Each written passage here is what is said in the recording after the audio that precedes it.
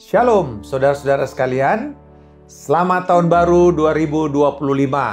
Saya percaya Tuhan sedang menyediakan hal-hal yang besar sebagai karya penebusannya kepada kita di dalam Kristus Yesus untuk menggenapi rencananya. Pada hari ini firman Tuhan akan terambil dari Yesaya 43 ayat 18 sampai dengan 19 yang saya beri judul sebuah hal yang baru. Bagaimana kita merangkul rencana Allah bagi masa depan kita. Melupakan hal yang lama, kegagalan-kegagalan di masa lalu, dan mempercayakan Tuhan untuk karya penebusannya kepada kita di hari-hari ke depan ini. Saudara, mari kita membaca firman Tuhan. Yesaya 43 ayat yang ke-18 dan 19.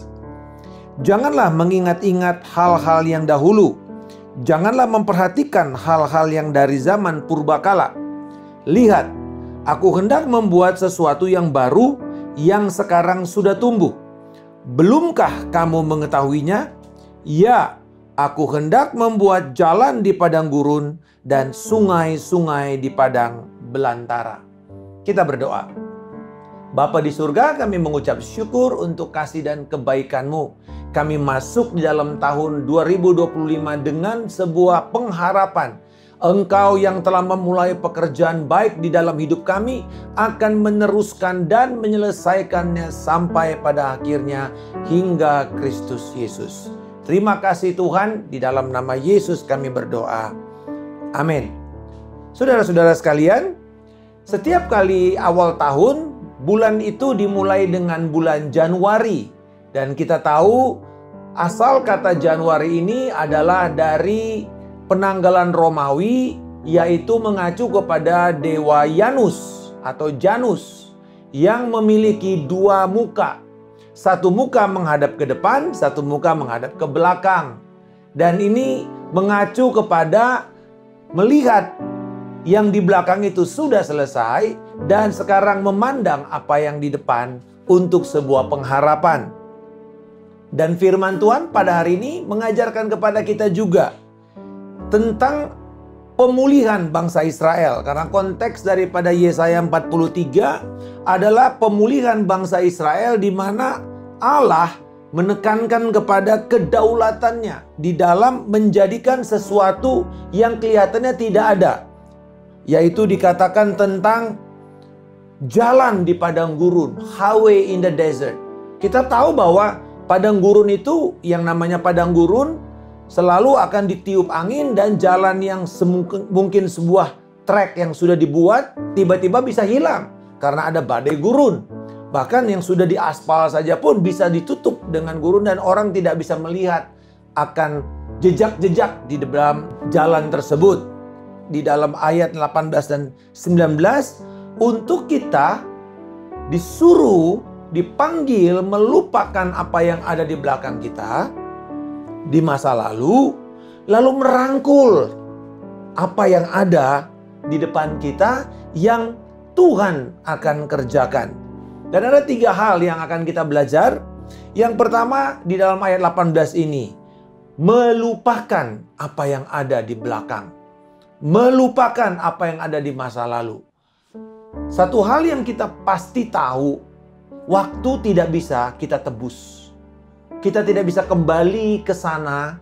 Kita tidak bisa lagi mengulang keberhasilan atau hal-hal memori yang lama tetap akan tinggal sebagai sebuah memori. Kita ingin kalau bisa ada mesin waktu di mana kita kembali ke masa-masa di mana kita jaya, atau mungkin kalau kita gagal lalu kita berusaha untuk kalau bisa bagaimana menghentikan supaya saya tidak gagal pada waktu itu, yang membuat sebuah penyesalan. Tetapi di sini kita melihat bangsa Israel dalam kondisi yang terpuruk, ada janji keselamatan, ada janji pemulihan. Allah mengatakan jangan mengingat-ingat hal-hal yang dahulu. Kepada bangsa Israel Allah mengatakan, saya tahu masa lalu kamu, saya tahu kegagalan kamu, tetapi let go the past. Ayo, lepaskan apa yang terjadi di dalam masa lalu. Kesalahan-kesalahanmu, kegagalan-kegagalanmu, dosa-dosamu, dan fokuslah kepada hal di mana kita melihat kesetiaan Tuhan. Bahwa pada waktu kita gagal, kita tahu Tuhan tetap setia. Tuhan tetap memberi jalan keluar. Tuhan tetap menjaga kita. Kalau hari ini Bapak Ibu masih sehat, masih waras, kita bersyukur bahwa kegagalan di dalam tahun 2024, kemunduran, setback, kesalahan yang kita buat, Tuhan tetap setia. Saya berdoa akan menolong kita untuk melepaskan beban. Dan yang kedua, untuk kita mencari pengampunan dari Tuhan. Bahwa Tuhan setiap kali kita mengingat, iblis berusaha mengingat akan kegagalan kita, mengingatkan kita akan kebodohan yang kita lakukan di masa lalu, di dalam tahun 2024. Maka saya berdoa mengajak kita semua Bapak Ibu, ayo kita kembali kepada Tuhan dan memohon pengampunannya. Karena tangannya akan selalu terbuka kepada kita. Tangannya tidak kurang panjang untuk menjangkau kita. Tapi dikatakan yang menjadi pemisah antara aku dengan kamu adalah dosamu, kesalahanmu, pelanggaran-pelanggaran yang tidak kamu akui dan tidak kamu minta pengampunan. Jadi jangan simpan, jangan koleksi kepahitan kita. Tetapi saya mengajak kita, bawa itu kepada Tuhan. Dan mintalah sebuah rekonsiliasi, pemulihan. Kita belajar dari apa yang terjadi di masa lalu. Kita petik hikmahnya. Dan kemudian kita dapatkan firman, peneguhan dari Roh Kudus, penemplakan dari Roh Kudus tentang kesalahan kita. Dan pertobatan yang kita buat, lalu rancangan yang Allah akan siapkan. Karena itu, bukan cuma Tuhan menyuruh kita untuk melupakan apa yang ada di masa lalu, hal-hal yang dahulu. Tetapi juga dikatakan, janganlah kamu memperhatikan hal-hal yang dari zaman purbakala. Artinya menaruh perhatian detail yang terus kita pegang, terus kita rangkul. Kita nggak mau lepas dari kepahitan itu. Tetapi saudara-saudara, Tuhan mau mengatakan, let go. Let God, let go. Izinkan Tuhan berkarya di dalam kegagalan kita. Izinkan Tuhan memproses hidup kita. Mungkin saudara sepertinya diperlambat perjalanan kita pada tahun 2024. Sepertinya kita terhalang. Tetapi justru pada waktu terjadi perlambatan itu, kita belajar untuk melihat di kiri dan kanan kita. Kita belajar melihat dan menghargai proses yang sedang Tuhan kerjakan. Supaya kita tidak terburu-buru dan tidak melihat apa sebenarnya yang menjadi hal-hal yang unik dan perlu kita nikmati di dalam perjalanan. Seringkali kalau kita sudah terbiasa dengan sebuah jalan, kita sudah tidak lagi perhatikan kiri dan kanan, apa yang ada di dalam sepanjang perjalanan kita. Tetapi saya belajar, Yesus itu di dalam pelayanannya selama di bumi, dia memilih lebih banyak memakai jalan kaki. Dan jalan kaki itu padahal ada juga kendaraan seperti keledai dan dia hanya datang pada waktu dia masuk ke dalam kota Yerusalem. Tetapi selebihnya dikatakan dia berjalan. Apakah dia bisa naik kuda? Bisa. Tetapi dia memilih berjalan. Kenapa? Pertama, bahwa kalau kita berjalan, kita akan lebih lambat daripada kita naik kendaraan.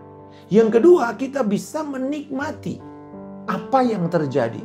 Kita bisa memproses perjalanan yang ada di dalam sekeliling kita. Saya memilih olahraga jalan cepat, tetapi tetap bukan lari. Dan saya tetap bisa menikmati apa yang ada, jalur-jalur, berapa banyak tempat-tempat seperti pom bensin atau restoran atau apa saja yang menarik. Dan ini membuat saya belajar menikmati sekeliling saya. Oh, sebelumnya saya nggak pernah berpikir di sini ada pohon yang bagus. Oh, di sini ada rumah yang unik. Kenapa? Karena kalau kita naik kendaraan, kita fokus hanya ke depan. Tetapi kita perlu kadang-kadang perlambatan itu untuk menikmati proses yang ada. Sehingga ketika kita mendapatkan keberhasilan, kita tidak lupa apa yang Tuhan kerjakan dalam hidup kita. Jadi, bukan kita menikmati kegagalan kita, Tapi kita belajar untuk menikmati proses dari kegagalan atau tantangan yang sedang kita hadapi. Yang kedua, bukan disuruh hanya melupakan dan tidak terpaku kepada hal-hal dari masa lalu. Yang kedua, dikatakan untuk kita mengenali pekerjaan Tuhan yang baru. Ayat 19a dikatakan, lihat, aku hendak membuat sesuatu yang baru, yang sekarang sudah tumbuh. Belumkah kamu mengetahuinya? Tuhan menginginkan kita untuk perhatikan. Kata lihat di sini lebih kepada sebuah perintah. Tuhan sebenarnya terus sedang melakukan pekerjaannya. Dia terus bekerja secara konstan, menyediakan, menciptakan jalan-jalan yang baru, menciptakan pengharapan dan juga pemulihan. Seringkali kita karena tidak terjadi apa-apa, kita berpikir Tuhan tidak bekerja. Tetapi kita belajar di dalam masa senyap 400 tahun sebelum Yesus datang. Tidak ada suara nabi, tidak ada mungkin satu kegerakan kecuali mungkin upaya pemberontakan Makabeus untuk membersihkan bait suci dari pencemaran yang dilakukan oleh Antipenes, penguasa lalim dari Yunani. Tetapi kemudian mereka mengalami penderitaan dengan penjajahan Romawi. Pajak yang menekan mereka, yang membuat Yesus lahir itu dalam kondisi di mana mereka tertekan dan harus pulang kampung karena ada sensus yang tujuannya untuk pajak. Tujuannya untuk memeras mereka lebih kuat lagi, lebih banyak lagi uang ditaruh ke Romawi. Tidak ada yang enak, tidak ada yang nyaman. Banyak yang mengatakan bahwa di dalam tahun 2024 ini, masa lalu itu ada banyak hal yang tidak mengenakan. Dan ini akan membuat masuk dalam tahun 2025 dalam kondisi yang ngeri-ngeri sedap. Cemas, tidak tahu apa yang akan terjadi. Tetapi pada waktu seperti itu kita tetap harus melihat dan mendengar apa yang Tuhan katakan. Lihat, aku hendak membuat sesuatu yang baru. Seringkali Tuhan harus menghadapi orang Israel, dosa mereka supaya diangkat semua itu. Dan kemudian Tuhan mengerjakan kepada mereka perkara yang baru. Saudara-saudara sekalian, saya mau mengajak kita untuk memberikan hidup kita, mempercayakan hidup kita kepada arahan, tuntunan yang Tuhan berikan kepada kita. Menjalani tahun 2025 ini sekalipun, Bapak Ibu saya tekankan, sekalipun kondisinya, lingkungannya tidak pasti. Uncertain circumstances. Tidak ada satu yang boleh predik. Semua orang boleh membuat sebuah prediksi, tetapi tidak ada yang bisa memastikan ini harus dan pasti akan terjadi. Saudara-saudara, tetapi ada satu yang kita bisa mempercayakan hidup kita sepenuhnya. Firman mengatakan, percayalah kepada Tuhan dengan segenap hatimu, dan jangan bersandar kepada kekuatanmu sendiri. Akuilah Dia dalam segala lakumu, maka Ia akan meluruskan jalan-jalanmu. Mempercayakan diri kepada Tuhan itu satu hal. Tapi mengakui Dia dalam segala laku kita, itu adalah hal yang lain. Artinya, kita mungkin bisa percaya, oh aku percaya kepada Tuhan, aku percaya hari-hari yang akan baik terjadi dalam 2025. Good. Tetapi ada hal lain yang kita mesti pertimbangkan, yaitu apa? Akuilah Dia dalam segala lakumu. Untuk melakukan setiap tindakan-tindakan kita di dalam tahun 2025 ini, kita harus kembali kepada firman. Dan apa kata firman tentang hal tersebut? Disitulah kita mengatakan, aku mengakui Tuhan di dalam perkara ini. Aku mengatakan, Tuhan Engkau bertindak.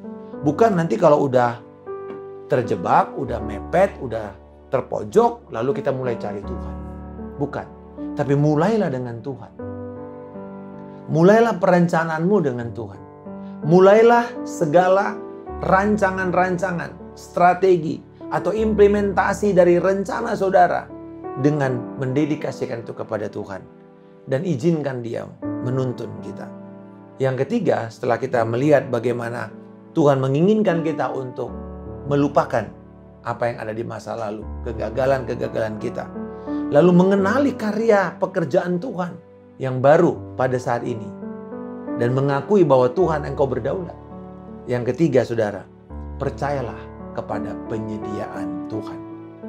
Di dalam ayat 19b dikatakan, ya, aku hendak membuat jalan di padang gurun dan sungai-sungai di padang belantara. Siapa yang akan membuat jalan itu? Tuhan sendiri. Tuhan berjanji menyediakan bahkan di tengah-tengah padang belantara, di tengah-tengah padang gurun, di tengah-tengah keadaan yang melambangkan sebagai tantangan kehidupan yang akan kita hadapi. Kita tahu kalau padang gurun tidak banyak persediaan yang kita bisa andalkan. Tidak banyak pohon, pasti. Tidak banyak air yang menjadi kebutuhan penting. Tetapi kalau kita bicara padang belantara, itu banyak ancaman. Ada perampok di padang belantara Yehuda, biasanya itu adalah tempat persembunyian orang-orang yang merampok. Perjalanan dari Yerusalem ke Yeriko, kita tahu dalam kisah Yesus ada perumpamaan tentang orang yang dirampok, orang yang dipukulin sampai mati, hampir mati. Padang belantara bukan cuma sekedar tidak ada persediaan yang cukup, tetapi juga ada banyak ancaman. Ada banyak binatang-binatang buas. Tetapi kita bersyukur Yesus dicobai 40 hari 40 malam di padang belantara sebelum dalam pelayanannya. Ini memperlihatkan bahwa Tuhan sudah lebih dahulu ada berjalan di depan kita. Dia telah menanggung semua penderitaan kita. Dia telah menjalani semua yang kita jalani. Dia melewati semua tantangan yang kita hadapi. Bahkan di dalam padang belantara itu dia berhadapan dengan siapa? Iblis. Dan iblis berusaha menggoda Yesus dengan satu, pemenuhan kebutuhan fisik. Yesus lapar. Dan dia katakan, ubahlah batu-batu ini menjadi roti. Iblis berusaha memakai kekurangan, keterbatasan, kebutuhan kita yang paling mendasar untuk mencobai Tuhan. Lalu kemudian diangkat ke bubungan bait suci, disuruh menjatuhkan diri dan percaya bahwa Tuhan akan menolong. Artinya, ayo ambil resiko. Nggak usah dengar suara Tuhan. Kamu pasti tahu bahwa ini dari Tuhan. Seringkali kita melakukan sebuah peranggapan.